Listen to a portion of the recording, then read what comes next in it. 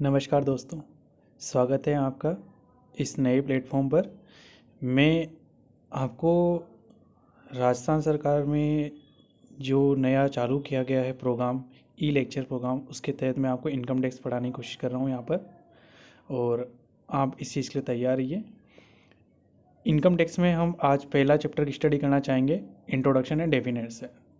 तो मैं इससे पहले बताना चाहूँगा कि इनकम टैक्स अलग अलग यूनिवर्सिटीज़ में राजस्थान में अलग अलग ईयर्स के अंदर एप्लीकेबल है। किसी में बीकॉम पार्ट थर्ड में है, किसी में बीकॉम पार्ट सेकंड के अंदर। इसके साथ ही बताना चाहूँगा कि ये इनकम टैक्स जो मेरे द्वारा यहाँ पढ़ाई जाएगी, ये इनकम टैक्स आपकी यूनिवर्सिटी एग्ज़ाम के साथ साथ आपकी कंपटीशन एग्ज़ाम के लिए भी काफ़ी आपको हेल्पफुल रहेगी। तो आइए आज से हम करते हैं इसकी शुरुआत। देखिए, सबसे पहले मैं आज यहाँ से स्टार्टिंग करते हैं कि हम भारत में इसकी शुरुआत देखते हैं। तो भारत में इसकी शुरुआत सबसे पहले भारत में शुरुआत 1860 में हुई थी। उस समय हमारे पास ब्रिटिश गवर्नमेंट का राज था, तो ब्रिटिश सरकार द्वारा सबसे पहले इनकम टैक्स लगाया गया था। अब हमारा जो इनकम टैक्स का जो लॉ है, जो बना हुआ है, उसके अंदर हमारे पास में क्या व्यवस्थाएं करी गई है, उसके बारे में हम डिस्कस करेंगे। हमारे यहाँ पर इनकम टैक्स की 3 स्टेप्स में इनकम टैक्स लगाया जाता है। ध्यान रखिए दोस्तों, कितने स्टेप्स में? 3 स्टेप्स में। इसको शॉर्ट में याद करने के लिए मैंने एक यहाँ निकाला हुआ है, ITR, computation of taxable income, कि हम सबसे पहले हम इनकम की कैलकुलेशन करेंगे, क्योंकि टैक्स उसके बाद में ही लगेगा। तो सबसे पहले हम क्या करेंगे? Computation of taxable income. भाई हम हिंदी में से बोलना चाहे तो हम बोलेंगे कर योग्य आय की गणना करेंगे। सेकंड हम करेंगे computation of amount of tax. जब आपने आय निर्धारित कर ली है कि हमारे पास टैक्सेबल इनकम कितनी है, तो उसके ऊपर टैक्स कितना बनेगा, इसका हम डिसाइड करेंगे जो भी हमारी रेट्स है उसके द्वारा। फिर इसके बाद जब आपने ये डिसाइड कर दिया कि इस अमाउंट पे इतना टैक्स बनता है, कि आपकी आय ये बनती है, आय के बाद उसके ऊपर टैक्स ये बनता है, उसके बाद में इनकम टैक्स डिपार्टमेंट उसकी रिकवरी करता है। तो थर्ड जो पॉइंट है, थर्ड जो स्टेप है, वो आपकी आएगी टैक्स रिकवरी एंड एडमिनिस्ट्रेशन। तो रिकवरी एंड एडमिनिस्ट्रेशन, प्रशासन। तो आप इसको शॉर्ट में याद कर सकते हैं, ITR, इनकम टैक्स और रिकवरी। अब इसके आगे अपन स्टडी करते हैं। भारत में आयकर के लिए निम्नांकित अधिनियम, नियम, वित्त अधिनियम, स्पष्टीकरण और अधिसूचना है। अब इसको आगे भी हम और भी स्टडी करेंगे। इससे पहले यहाँ शॉर्ट के अंदर हम ये चीज़ डिसाइड कर लेते हैं कि हमें 6 चीज़ें माइंड के अंदर रखनी है। इनमें 6 चीज़ों में ना तो कोई कम होनी चाहिए, ना ज़्यादा होनी चाहिए। ये 6 चीज़ें हैं ऐसी है जिससे आपका इनकम टैक्स इफेक्ट होता है। इसके अलावा और कोई डिपार्टमेंट और कोई सर्कुलर नहीं जारी कर सकता है जिससे कि हम इनकम टैक्स के अंदर कुछ चेंज करना चाहें तो चेंज हो सकते हैं। जो भी चेंजेस होंगे वो इन्हीं के माध्यम से हो सकते हैं। सबसे पहले मैं बात करूंगा income tax act. Act Hindi में बोलेंगे अधिनियम। ये है 1961। तो सबसे पहले आपको याद करना है कि इनकम टैक्स एक्ट है 1961। अब 1960 एक्ट बन गया 61, और जो कि बताया जाएगा आगे कि 1 अप्रैल 1962 से लागू हुआ था भारत के अंदर। स्टार्टिंग में जम्मू कश्मीर नहीं था, लेकिन आज वर्तमान में सभी राज्यों में लागू है। इसके बारे में सेकंड जो पॉइंट है वो है इनकम टैक्स रूल्स 1962। ये था कि जो इनकम टैक्स एक्ट आया था उसमें कुछ चीज़ें हमारे कम रह गई थी, एक तरीके से ये मानिए। उसके अंदर हम फुली क्लियरफाई नहीं कर पाए उन चीज़ों के लिए, तो हमने उसके बाद सप्लीमेंट्री एक चीज़ और बनाई, वो थी इनकम टैक्स रूल्स। इसके बाद में है गवर्नमेंट नोटिफिकेशन। तो गवर्नमेंट अपनी अधिसूचना अलग से जारी कर सकती है। तो उस गजट पत्र पे जब अलग से कोई सूचना जारी होती है, कोई भी नियम बनता है, तो वो सबके ऊपर हमारे पर एप्लीकेबल हो जाता है। नेक्स्ट है फाइनेंस एक्ट एनुअल। तो दोस्तों ये होता है फाइनेंस एक्ट एनुअल।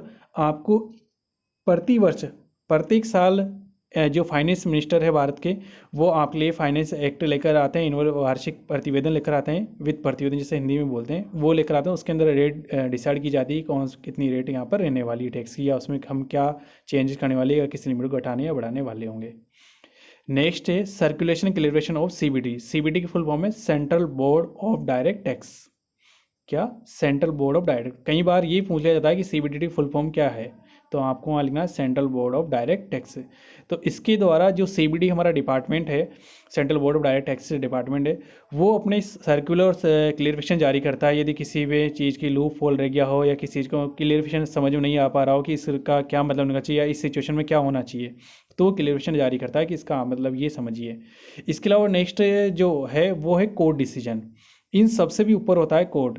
कोर्ट में यदि कोई व्यक्ति चल जाता है, वो सेटिस्फाई नहीं है किसी लॉ से या फिर उसकी कैलकुलेशन से, तो वहाँ पर कोर्ट यदि कोई नया आदेश जारी कर देता है जो कि उन नियमों के से अलग है या फिर उनमें नहीं है या फिर उनके खिलाफ कोई नया जारी कर देता है, तो वो सर्वोपरि मान्य हो जाते हैं। उसके बाद उनका बेनिफिट सभी व्यक्ति को मिलता है, चाहे वो किसी एक के फेवर में दिया हो। तो हम यहाँ आपको वापस से रिपीट करता हूँ कि हम यहाँ पर 6 चीज़ें हैं। एक तो है income tax act 1961, income tax rules, यहाँ गौर करेंगे, शब्दों के ऊपर ध्यान देंगे कि क्या चीज़ है। ये है इनकम टैक्स एक्ट।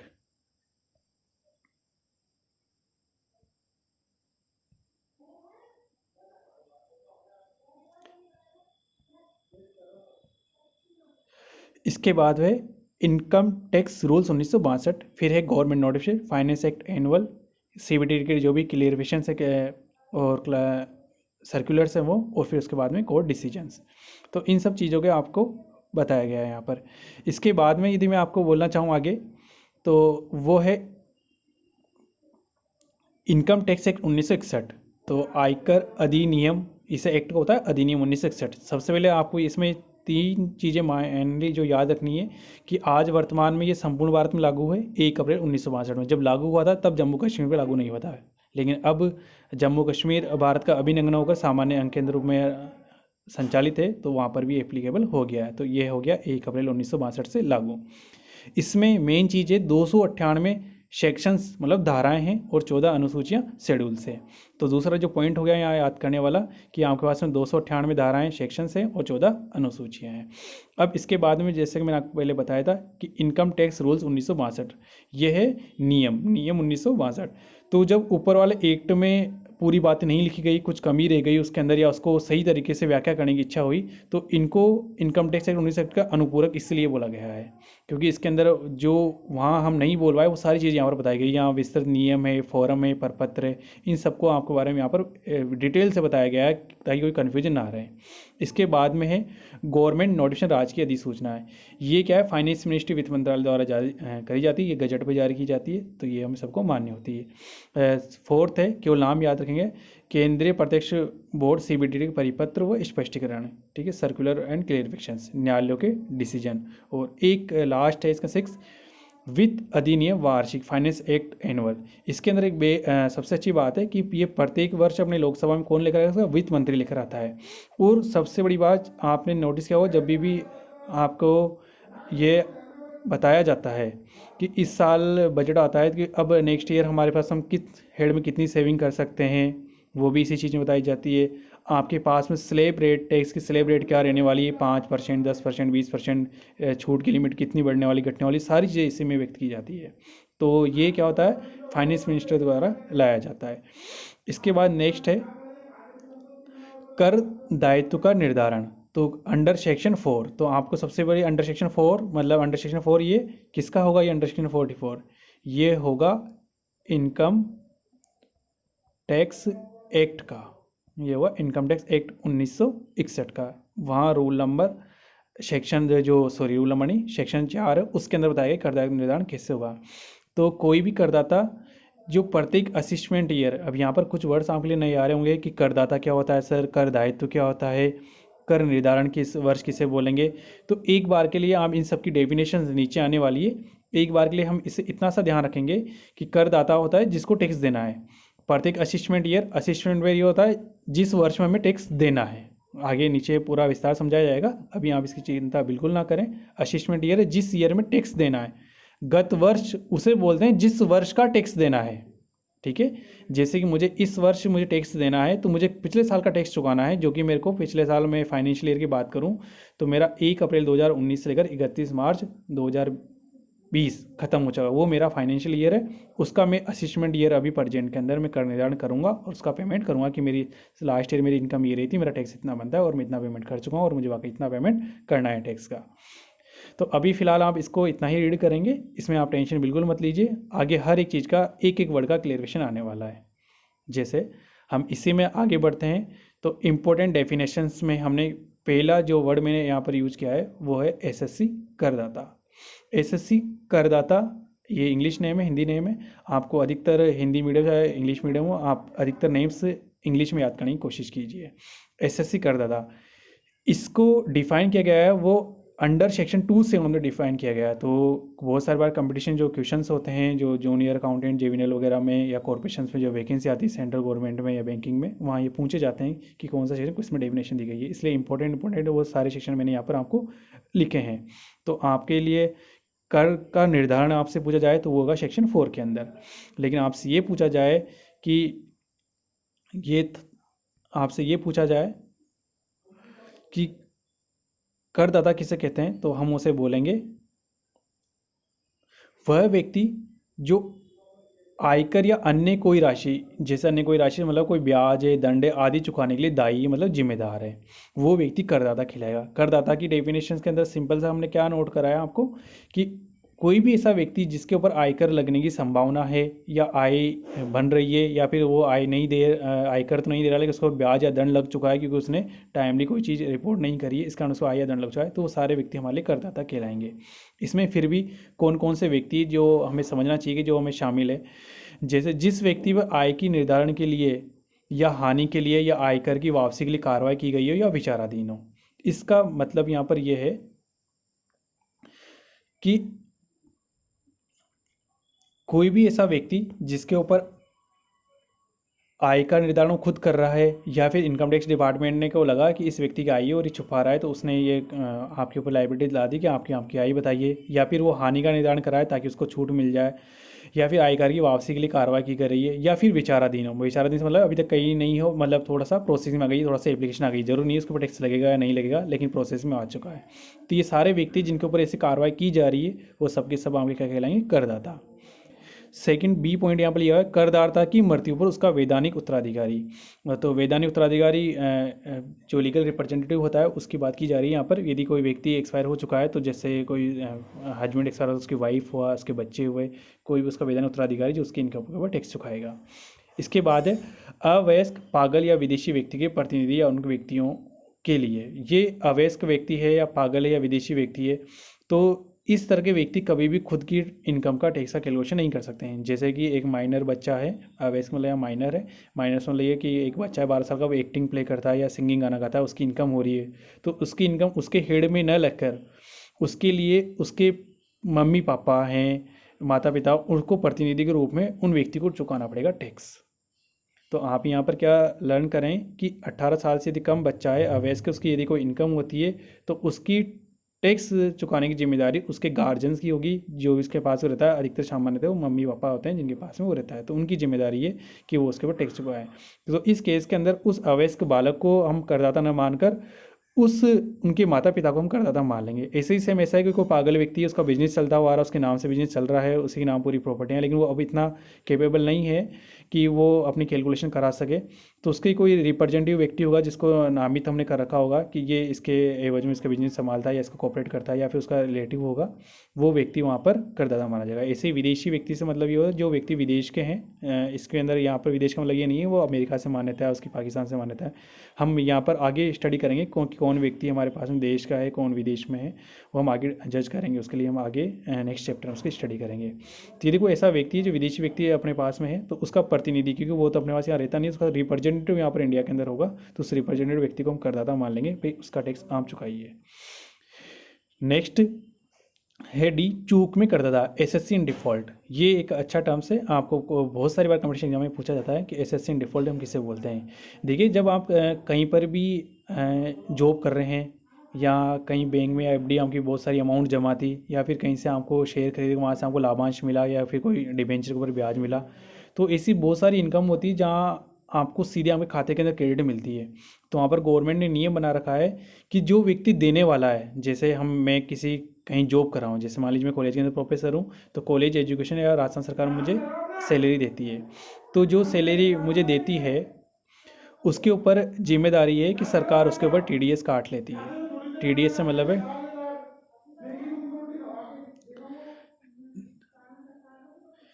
टीडीएस है टैक्स डिडक्टर एट सोर्स, मतलब उसके ऊपर एक निश्चित दर से जो भी गवर्नमेंट नोटिफाई कर रखा है वो भी हम आगे स्टडी करेंगे, उसकी रेट के अकॉर्डिंग वो उसके ऊपर टैक्स की अमाउंट काट लेते हैं और टैक्स के अमाउंट काट कर वो सरकार को जो टैक्स इनकम टैक्स डिपार्टमेंट उसको जमा करा देते हैं। जैसे कि यदि मैं सैलरी ले रहा हूँ मेरे कॉलेज एजुकेशन डिपार्टमेंट से, तो कॉलेज की ये जिम्मेदारी कि जब वो मेरे को सैलरी दे तो वो मेरे ऊपर कैलकुलेशन करेंगे कि मेरे ऊपर कितना टैक्स बन रहा है, उतना TDS अमाउंट काट लेंगे। TDS अमाउंट काट कर वो तुरंत ही उसे कहाँ पर जमा कराएंगे, इनकम टैक्स डिपार्टमेंट में जमा कराएंगे। तो ये जिम्मेदारी मतलब टैक्स सैलरी मेरी, इनकम मेरी, बट ये जिम्मेदारी किसके ऊपर डाल दी, जो व्यक्ति आपको पेमेंट करा उसी पर व्यक्ति डाल दी, भाई आप तुरंत तुरंत वहीं के वहीं पर TDS काट लीजिए। तो इस केस के अंदर उस व्यक्ति को चूक में करदाता माना जाता है जो व्यक्ति यहाँ पर देने वाला है। देने वाले से मतलब ये, जैसे आप किसी बैंक के अंदर FD करा रखी है या किसी कंपनी के आपने शेयर्स खरीद रखे हैं तो उसके ऊपर आपको ब्याज मिल रहा है या लाभांश मिल रहा है, तो यहाँ पर बैंक और कंपनी देने वाले हो गए। मैं यदि किसी कंपनी में जॉब कर रहा हूँ या फिर मैं इस कॉलेज के अंदर असिस्टेंट प्रोफेसर हूँ, तो मेरी इनकम के ऊपर जो टैक्स काटने की जिम्मेदारी कॉलेज की, तो वो चूक में करदाता मान लिया जाएगा। कि यदि मान लीजिए उन्होंने नहीं काटा TDS, उनकी जिम्मेदारी तो नहीं काटा है, तो उनके ऊपर कार्रवाई की जाएगी, भाई आपने TDS क्यों नहीं काटा, तो उन्हें SSC इन डिफ़ॉल्ट मान लिया जाएगा उस समय के लिए पर्टिकुलर। नेक्स्ट इसके अंदर सेकंड अपन डेफिनेशन आज की जो स्टडी करेंगे वो है हमारे पास में पर्सन। पर्सन मतलब व्यक्ति। ये आपको अंडर सेक्शन 231 में इसका डिफाइन किया गया है। अब आपको यहाँ पर एक चीज़ ध्यान रखना पड़ा है कि एक बड़ी टर्म है, क्योंकि यहाँ पर एक इससे सिमिलर वर्ड बहुत सारे आएंगे जहाँ पर आपको डिफरेंस करना जरूरी है। तो आज के लिए मैं इतना ही बताऊंगा कि आप इतना ही याद रखें, कल इसको हम दोबारा लेंगे कि हम पर्सन की डेफिनेशन किससे कहते हैं। आज के लिए हम इतना ही स्टडी करेंगे। तो आप एक चीज़ से यहाँ पर ध्यान कर ले लीजिए कि ये बड़ा शब्द है। अब इसके बाद में इसमें मतलब कौन कौन से व्यक्ति शामिल है, कितने शामिल है, इसमें हर एक चीज़ शामिल है। ट्रस्ट भी है, कंपनी भी है, बैंक भी है, हर एक चीज़ व्यक्ति शामिल है इसके अंदर। स्त्री पुरुष सजीव निर्जीव सब व्यक्ति इसके अंदर शामिल है। इसकी डीप स्टडी हम कल इसके ऊपर स्टडी करेंगे।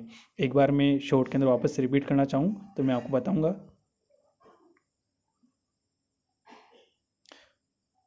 इसके साथ ही दोस्तों मैं आपको बताना चाहता हूँ कि यहाँ पर मेरे कॉन्टैक्ट नंबर, मेरी डिटेल्स है।